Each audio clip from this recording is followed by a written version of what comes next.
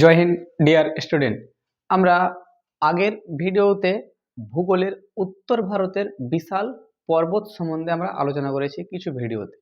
এবার আমরা পড়ব বা বুঝবো আমরা উত্তর ভারতের বিশাল ময়দান। আমি টপিক করেছি ভারতের ময়দান। তো ভারতের ময়দান কতখানি, কোন কোন রাজ্য জুড়ে আছে সে সম্বন্ধে আলোচনা করব। একবারে বেসিক থেকে একবারে ছোট বাচ্চাও কিন্তু বুঝতে পারবে। তাহলে ময়দান কাকে বলবো? যে সমস্ত এলাকায় আমার বলা ভুল হলো, প্রথমত ময়দান মাঠ কাকে বলবো? তো ময়দান মাঠ মানে হচ্ছে সমতল, সব কিছু জমি একবারে সমান, দূর থেকে তাকিয়ে দেখব যে সমান হয়ে আছে, সেখানটাই চাষের উপযুক্ত জমি। তো ভারতবর্ষে মোট মানে একবারে সঠিকভাবে কতখানি জমি চাষের উপযুক্ত, কটি রাজ্য আছে সেটা প্রথমে জেনে নিই। দেখো, আমি পূর্ব থেকে পশ্চিম আর পশ্চিম থেকে পূর্ব যদি করি, যেমন ধরো এটা হচ্ছে যে, আমি দাগ দিলাম, এটা হচ্ছে যে পশ্চিম, পি লিখলাম, আর পূর্বতে আমি প লিখলাম। এই পশ্চিম থেকে পূর্ব মানে এইদিকে পশ্চিম থেকে পূর্ব প্রায় 3200 কিলোমিটার। কত? 3200 কিলোমিটার লম্বা, কিন্তু লম্বাতে 3200 কিলোমিটার লম্বা স্থান করে, এবং প্রস্থতে প্রায়, এই প্রস্থতে প্রায় 100 থেকে 150 কিলোমিটার পর্যন্ত লম্বা হয়ে আসে। এবার কোন কোন রাজ্যের মধ্যে দিয়ে যায়, এটাকে টোটালে যদি আমরা করি তো টোটালে আসে 7 লাখ বর্গ মাইল। 7 লাখ বর্গ মাইল চাষের উপযুক্ত জমি, একবারে চাষই হবে শুধু, খালি এতে ধান, গম, আলু, পেঁয়াজ, পটল, এতে ওগুলোই চাষ হবে, এতখানি জমি আছে। তাহলে প্রথমত জেনে নিই কোন কোন রাজ্য থেকে শুরু করি। আমি যদি পশ্চিম থেকে পূর্ব দিকে যাই তো দেখো পাঞ্জাব, আমি 1 নম্বরে লিখলাম, পাঞ্জাবের পি লিখলাম। পাঞ্জাবের পরে হরিয়ানা আছে, দেখো পাঞ্জাবের পরে হরিয়ানা, হরিয়ানার এইচ লিখলাম কমা দিয়ে। তারপরে হরিয়ানার পরে চলে যাব পুরো উত্তরপ্রদেশ, ইউপি, ইউপি, ইউপি। তারপরে চলে যাব ইউপি থেকে আমরা চলে আসবো এখানটায় বিহার, ঝাড়খণ্ড, আমি বিহারই লিখছি, বিহার প্লাস যে করে দিচ্ছি, ঝাড়খণ্ডে কিছু জমি আছে, ঝাড়খণ্ড। তারপরে চলে আসছি ওয়েস্ট বেঙ্গল, আমি ডাব্লু বি লিখলাম, ডাব্লু বি। ডাব্লু বি লেখার পর হচ্ছে আসাম, এই আসাম, আসাম এস লিখলাম, এই আসাম। এই সব রাজ্যগুলি শুধু খালি যেই সমতল এলাকা আছে এখান থেকে শুরু করে লম্বা করে শুরু করে সমতল এলাকা, এখানটায় সব থেকে বেশি কিন্তু চাষ হয় আমাদের ভারতবর্ষে। এখানেকেই মানে এমন কোনো কিছু চাষ বাদ যায় না, কারণ নদী আছে, এরকম ওয়াটার সাপ্লাই এখানে সমস্ত, যেখানে যেগুলো আছে, যেগুলো ডিপের ব্যবস্থা আছে, ওয়াটার সাপ্লাই আছে, নদী আছে, নালা আছে, সেখান থেকে কিন্তু জলের অভাব নেই, তার জন্য চাষ ভালো হয়। তাছাড়াও কিন্তু চাষ হয়, যেমন পশ্চিম উপকূল, পূর্ব উপকূল, মাঝখানটায় কিছু জমি জমা আছে, কিন্তু ওগুলো মানে ছোট ছোট ছোট এলাকায়, কিন্তু এখানটায় লম্বাভাবে। তাহলে বুঝতে পারলাম এই সবগুলো হচ্ছে যে ময়দান এলাকা। দূর থেকে দেখবো 100-150 কিলোমিটার শুধু খালি মাঠই মাঠ, মাটি মাঠ এরকম দেখতে পাওয়া যায়। যখনই ট্রেনে বাসে যখনই উঠবে এইসব এলাকায় তো শুধু খালি মাঠই মাঠ দেখতে পাবে, মানে জঙ্গল টঙ্গল কিছু না, এইসব এলাকাতে শুধু খালি মাঠ আছে, চাষ হয়, চাষের জমি। তাহলে এইগুলোকে বলছি আমরা কিন্তু ময়দান এলাকা। তাহলে ময়দান এলাকা যখন বুঝতে পারলাম, ময়দান এলাকায় সাধারণত চাষ হয় এবং চাষ করার জন্য কিছু উপযোগ্য দরকার, এবং সেগুলোকে কিন্তু ভাগ করা হয়েছে। এই যে ময়দান দেখলাম, এই ময়দানকেও কিন্তু ভাগ করা হয়েছে, 5টি ভাগে ভাগ করেছে প্রধানত পুরো ভারতবর্ষকে। তাহলে যেমন হচ্ছে যে, এটা আমি এবার নামিয়ে দিচ্ছি, এরপরে কিন্তু আমি এবার ম্যাপটা আঁকবো বোঝানোর জন্য। তাহলে এরপরে যদি আমি ম্যাপটা যদি আঁকি, তাহলে এই 5টি রাজ্য আমি আমি এরকম করে আমি একটা ম্যাপ এঁকে নিলাম, ধরো না, তাহলে এখান থেকে আমি একটা ম্যাপ আমি ধরো এঁকে নিচ্ছি।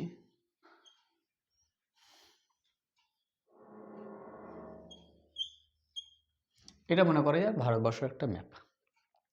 তাহলে আমরা আগের দেখেছিলাম যে পর্বত এখানটায় পুরোপুরি কি ছিল, এখান থেকে এটা যে পুরোপুরি কিন্তু এগুলো পর্বত এলাকায় চলে গেছিলো। এগুলো কি এর উপরে যত আছে সব পর্বতের উপরে নেপাল ভুটান সব হচ্ছে পাহাড়, এটা সিকিম পাহাড়, এরপরে কাশ্মীর জম্মু কাশ্মীর যত সব উত্তরাখণ্ড যত সব আছে ওগুলো হচ্ছে পাহাড় এলাকা, ওগুলো পর্বতে পড়ে। কিন্তু এরপরে যতগুলি আমরা সীমানা দেখলাম যে এখান থেকে উত্তরপ্রদেশ থেকে এখান থেকে পাঞ্জাব থেকে আসাম পর্যন্ত, ধরো মনে করো পাঞ্জাব থেকে আসাম পর্যন্ত, এখানটায় আছে পাঞ্জাব, এখানটায় আছে হরিয়ানা, এখানটায় আছে উত্তরপ্রদেশ, এখানে আছে বিহার, এখানে ঝাড়খণ্ড, এখানে আছে ওয়েস্ট বেঙ্গল, আর এখানটায় আছে আসাম, এখানটায় আছে আসাম। এই লম্বা স্থানটা পুরোপুরি কিন্তু 3200 কিলোমিটার, এখান থেকে এইটা পুরোপুরি 3200 কিলোমিটার। যদি আর এটা লম্বাতে, চওড়াতে যে চওড়া আছে এই চওড়াতে প্রায় 100 থেকে 150, 150 এই লম্বা চওড়াতে। আর টোটালি যদি গুণ করে দিই যদি, তো 7 লক্ষ বর্গ মাইল এতটা এলাকা আছে। তাহলে এটা আমরা বুঝতে পারলাম ময়দান এলাকা। এরপরে ময়দান এলাকায় যদি চাষ হয় আমরা ক ভাগে ভাগ করেছি বললাম, 5 ভাগে ভাগ করেছি, এবং সেগুলোকে আমরা প্রদেশ বলি। এবং কি কি প্রদেশ বলবো সে সম্বন্ধে আমরা একটু ধ্যান রাখবো। কি কি 5টি প্রদেশ বলবো, তাকে হচ্ছে যেমন হচ্ছে 1 নম্বর হচ্ছে ভাবর, ভায়াকার বর ভাবর প্রদেশ। 2 নম্বরে হচ্ছে ভাঙর প্রদেশ, 2 নম্বরে হচ্ছে তারাই প্রদেশ, তারাই প্রদেশ। 3 নম্বরে হচ্ছে খাদার প্রদেশ, খাদার প্রদেশ। 4 নম্বরে হচ্ছে যে বাঙ্গর, বয়াকার ইঙ্গয়ে গয়ের বাঙ্গর প্রদেশ। 5 নম্বরে আমি করি এটা ডেল্টা, ডয়কা ল টয়কা ডেল্টা। এবার এগুলোকে প্রদেশ। তাহলে এবার ভাবর প্রদেশ কাদের বলবো, তারাই প্রদেশ কাদের বলবো, খাদার প্রদেশ কাদের বলবো হচ্ছে, আর ডেল্টা কাদের বলবো। তো আমরা প্রথমে ভাবারটা দেখে নিই, ভাবার প্রদেশ কাকে বলে। দেখো এইখানটায় পুরোপুরি উপরে পর্বত ছিল, পর্বতের নিচে তো মাঠ শুরু হয়ে যাবে না, এখানটায় কিছু নদী নালা থাকবে পর্বত থেকে শুরু করে, কিন্তু এই সমস্ত নদী নালা পাহাড় পর্বত যেগুলো আছে আস্তে আস্তে আস্তে পাথরের ধস নেমে সমস্ত নদী নালাকে বিলুপ্ত করে দিয়েছে। সেখানে কোনো রকম চাষ হয় না এবং জলও ঠিক মতন আসে না, কিন্তু পাথরের নিচে চুঁয়ে চুঁয়ে চুঁয়ে চুঁয়ে জল আসে, তার জন্য সেখানটায় চাষ ভালো হয় না। তাহলে এখানে বুঝতে পারলাম কি, একবারে পর্বতের ঘাসে, যেমন এখানে আমরা দেখেছিলাম সব থেকে নিচে ছিল শিবালিক, শিবালিক হিমালয়, এবং শিবালিক হিমালয়ের নিচে গিয়ে তো ময়দান মাঠ শুরু হয়ে যাবে না, সেখানে পাহাড় থাকবে, পাহাড়ে পাথর থাকবে, পাথরে কি থাকবে যে পাথরগুলো ধসে ধসে পড়বে, নদী নালাগুলোকে দেবে দিবে, এবং নদীতে পানি আসা কিন্তু বন্ধ হবে না, ওর তলে তলে পানি চুইয়ে চুইয়ে আসবে, এবং মাঝখানে দেখবে এখানে কোনো নয়, একবার অনেক দূরে 100-150 কিলোমিটার পাহাড়ে ঢাকা আছে, তারপর ওখান থেকে আস্তে আস্তে আস্তে আস্তে কী হচ্ছে, পানি ঝরে ঝরে পড়ছে, তাকে বলছি আমরা ঝর্ণা, দূরে গিয়ে পড়ছে ঝর্ণা। তো এই সমস্ত এলাকায় কিন্তু চাষ হয় না, ভাবার প্রদেশে কি হয়, চাষ হয় না, কি হয়, নদী লুকিয়ে যায়, নদী লুকিয়ে যায়, লুকিয়ে যায় অনেক দূর পর 100 কিলোমিটার 150 কিলোমিটার পর দেখবো যে পানি ঝরঝর ঝরঝর করে পড়ছে, নদী লুকিয়ে যায়, নদী লুকিয়ে যাওয়ার কারণে কিন্তু চাষ হবে না, আর সেখানে কিন্তু পাহাড়ি এলাকায় পাথর পড়ে থাকবে, পাথরে তো ঘাস জন্মাবে, বড় বড় গাছ জন্মাবে, সেই গাছগুলো এখানটায় হবে, কিন্তু কোনো চাষ হবে না। এই সাইডে ধারে ধারে যত এই সাইডে দেখলাম যে শিবালিক হিমালয় থেকে শুরু করে এগুলো এইসব এদেশে নদীগুলো সব কী হবে, লুকিয়ে যাবে। তারপরে ঠিক তারপরে হচ্ছে যে তারাই প্রদেশ, তারাই প্রদেশে কিন্তু আস্তে আস্তে আস্তে মাটির রূপরেখা দিতে লাগবে, এবং সেখানটায় কিছু চাষ হবে, নদী নালায় মাটি উর্বর হতে শুরু করবে, সেরকম না যে একবারে উর্বর হয়ে যাবে, কোনো কোনো স্থানে উর্বর হবে, কোনো কোনো স্থান খাল বাঁকা থাকবে, কোনো কোনো জায়গায় পাথর জমে থাকবে, কিছু কিছু জায়গায় থাকবে এরকম থাকে জমে থাকে, সেরকম জমে থাকবে। তাহলে সেই সবগুলোকে কিন্তু তারাই প্রদেশে কী হবে, তারাই প্রদেশে কিন্তু এরকম থাকবে, কিন্তু একবারে যখনই নদীর পাশে আছে, কিন্তু এই সব এলাকায় কিন্তু কি হয় যে তারাই অঞ্চলে কিন্তু কি হয়, যেমন ধরো তারাই অঞ্চল এই সাইডে যদি করা হয়, যেমন এখান থেকে তারাই অঞ্চল উত্তরপ্রদেশ বিহার, এখানে ওয়েস্ট বেঙ্গলের যেমন উপর দিকে দার্জিলিংয়ের নিচে যে মালদা, এগুলো হচ্ছে তারাই প্রদেশ। এগুলো কি তারাই প্রদেশ। এগুলোতে কি হবে, নদী থেকে জল কিন্তু চলে আসে, কিন্তু বান চলে আসে, বান চলে আসে। তার জন্য ঢাল, খাল, বিল থাকে, নদী থাকে, নদীতে জল আসে, কিন্তু তারাই প্রদেশে কি হয়, বান চলে আসে। বান চলে আসার কারণে বেশি এখানটায় মানে ধান উৎপাদন হয় না, যে সমস্ত গম উৎপাদন হয় না, জমিতে অনেক বছর ধরে মানে অনেক 1 বছর ধরে জল জমে থাকে, ক্যাচকিচা হয়ে যায়, সেই সব অঞ্চলে কিন্তু পাট চাষ করা হয়। পাট চাষ করা হয়, বছরে একটি পাট চাষ করা হয়। এইসব অঞ্চলে যেমন পাট চাষ হয়, যেমন হচ্ছে মালদা, মুর্শিদাবাদের এই সাইডে উপরে সব হচ্ছে ওয়েস্ট বেঙ্গলের পাট চাষ বেশি হয় ওই এলাকাতে। এবং যেমন হচ্ছে বিহারের উপর কিছু রাজ্য, ওই উত্তরপ্রদেশের উপরের কিছু ডিস্ট্রিক্টগুলো, এগুলোতে কি হয়, পাট চাষ, এরকম আখ চাষ হয়। কারণ জল জমে থাকে, জল জমে থাকলে কিন্তু চাষ হবে না। তারাই অঞ্চলে কিন্তু বান আসে, আর এখানটায় কিন্তু প্রত্যেক বছরই কিন্তু বান আসে। এরকম নয় 1 বছর বান, প্রত্যেক বছরই কিন্তু জল ডুবে থাকে, এরকম পানির মধ্যে 5 মাস, 7 মাস, 8 মাস লেগে যায়। বুঝতে পারলাম। তারপরে এবার হচ্ছে খাদার প্রদেশ। খাদার প্রদেশে কিন্তু বানের পানি চলে আসে, বানের পানি চলে আসে। বানের কি চলে আসে, বানের জল চলে আসে, কিন্তু এতে কোনো ক্ষতিগ্রস্ত হয় না। চলে আসে ঠিকই, যেমন মানে সব সময় মানে চলে আসে ঠিকই, কিন্তু যে এরকম একবারে যে আমার গলা পর্যন্ত চলে আসে এরকম নয়। ঠোঁনি পর্যন্ত, হোঁটা পর্যন্ত জমিতে জল জমে থাকে, কিন্তু কিছুদিনের মধ্যে জলটা টেনে চলে যায়। এবং এই সব জমিতে এগুলো আসা উপকারীও। কি উপকারীও? কারণ এই পাহাড় পর্বত থেকে সমস্ত জলে কি থাকে, অনেক রকম খনিজ পদার্থ থাকে, সবগুলোকে ধুয়ে নিয়ে এসে চলে এসে এই হাঁটু পর্যন্ত, যেখান থেকে হাঁটু পর্যন্ত যেখানে জল থাকে, ধরো এটা পা, এটা পা, এত পর্যন্ত জলে ডুবে গেল। তো এখানটায় সব সমস্ত মিনারেল, খনিজ, ইউরিয়া, পটাশ সব এসে কিন্তু জমে যায়। জমে যাওয়ার কারণে কিন্তু কি হয়, এখানটায় চাষ কিন্তু ভালো হতে শুরু করে, চাষ ভালো হতে শুরু করে, মাটি উর্বর হতে শুরু করে। কিন্তু এটা নতুন মানে একবারে প্রথম প্রথম, একবারে প্রথম প্রথম মানে কি, একবারে নতুন মানে স্টার্ট হচ্ছে এখান থেকে, START স্টার্ট হচ্ছে এখান থেকে।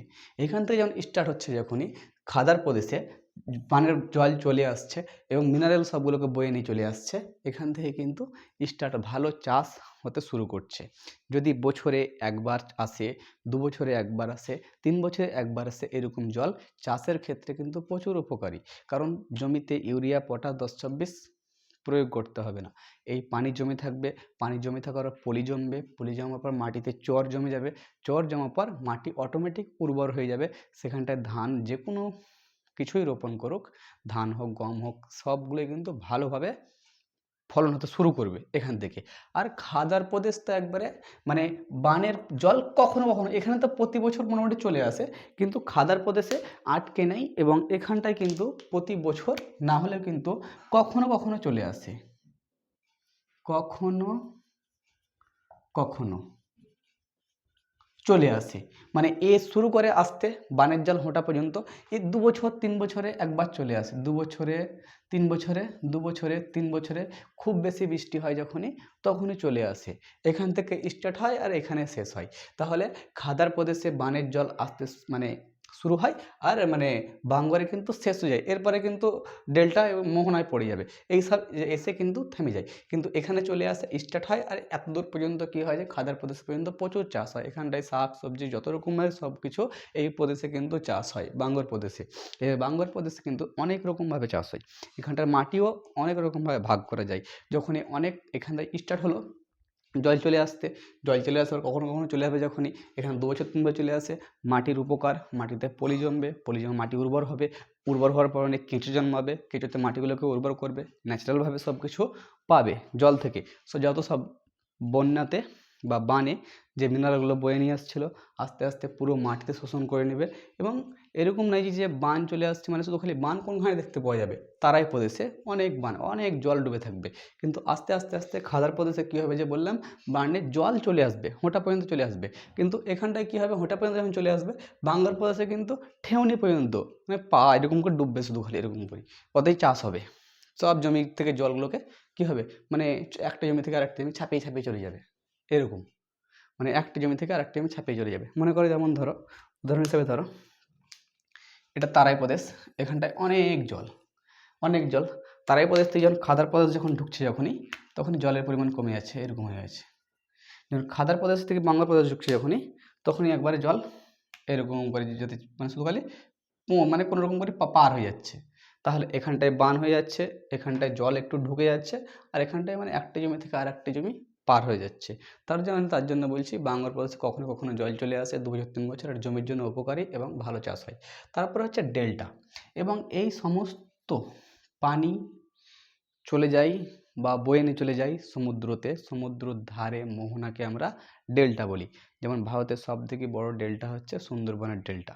এখানটায় সুন্দরবনে যেমন হচ্ছে ম্যানগ্রোভ বনের মানে গাছ পাওয়া যায়, সেই গাছ হচ্ছে সবথেকে ভারতবর্ষের সবথেকে ডেল্টা নদী হচ্ছে সুন্দরবন। যেমন বিশ্বে আছে, যেমন ওই আমেরিকাতে মিসিসিপি আছে, মৌসুরি আছে, এরা ডেল্টা তৈরি করা নদী। ডেল্টা মানে কি? কচড়া। সমস্ত কচড়াগুলোকে নিয়ে মোহনার মুখে জমিয়ে দেবে। যেমন ধরো এগুলোকে সব জল হচ্ছে, জলে সব এই গিয়ে গিয়ে গিয়ে এখানে সব যাচ্ছে আস্তে আস্তে আস্তে, এই কচড়াগুলো মোহনার মুখে সব এগুলোকে জমিয়ে দিচ্ছে। এগুলো হচ্ছে ডেল্টা। এগুলো কি? ডেল্টা। বুঝতে পারলে? ডেল্টা মানে সমস্ত নদী সমুদ্রের জল, মানে নদীর জল কি হয়? পান করা যায়, কিন্তু সমুদ্রের জল পান করা যায় না, নোনা। এবং কিসের জন্য নোনা হচ্ছে? এই সমস্ত মিনারেল খনিজগুলোকে নিয়ে বয়ে নিয়ে চলে যাচ্ছে সমুদ্রের ধারে, নিয়ে মিশে গেছে, এবং সমস্ত জায়গায় আমাদের এমন কোনো স্থানে নোনা থাকে না ভাই। তুমি যেখানে মুখ দিয়ে চাটবে তুমি সেখানে লবণ পাবে।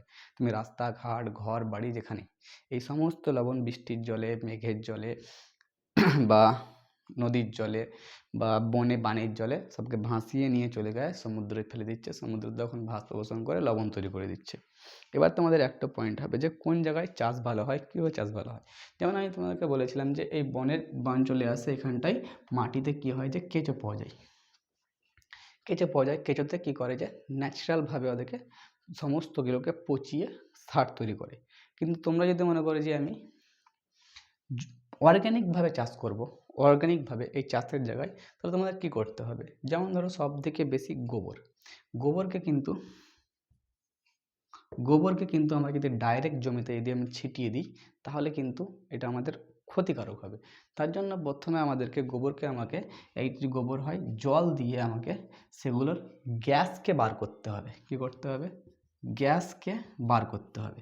গ্যাস যখনই 5 দিন 7 দিন গ্যাস যখন বার হয়ে যাবে তখনই অস্ট্রেলিয়ান কিছু মানে আমাদের ভারতবর্ষের কেঁচোগুলো না মাটির তলায় ঢুকে যায়, কিন্তু কিছু বিদেশি কেঁচো আছে এই নরম যে গোবরকে জল দিয়ে ভিজেছি, এই নরম ধরো 10 কুইন্টাল যদি হয়, 10 কুইন্টাল মনে করো, তো এরা এই কেঁচোগুলোতে এই 10 কুইন্টাল গোবরে খেয়ে 6 কুইন্টাল জৈব সার করে দেবে। 6 কুইন্টাল, এবং সেই 6 কুইন্টাল কিন্তু একবারে ন্যাচারালভাবে জৈব সারের কাজ করবে। যেমন সিকিম জৈব সারের কাজ করে, এরকমভাবে ওরা প্রসেস তৈরি করে সমস্ত ন্যাচারালভাবে, এবং সেগুলো জমিতে খুব উপকারী এবং শরীরেও খুব উপকারী। মানে সমস্ত এইসব সবজি শাকসবজি খেলে পরে শরীরেও উপকারী আসবে এরকম করে।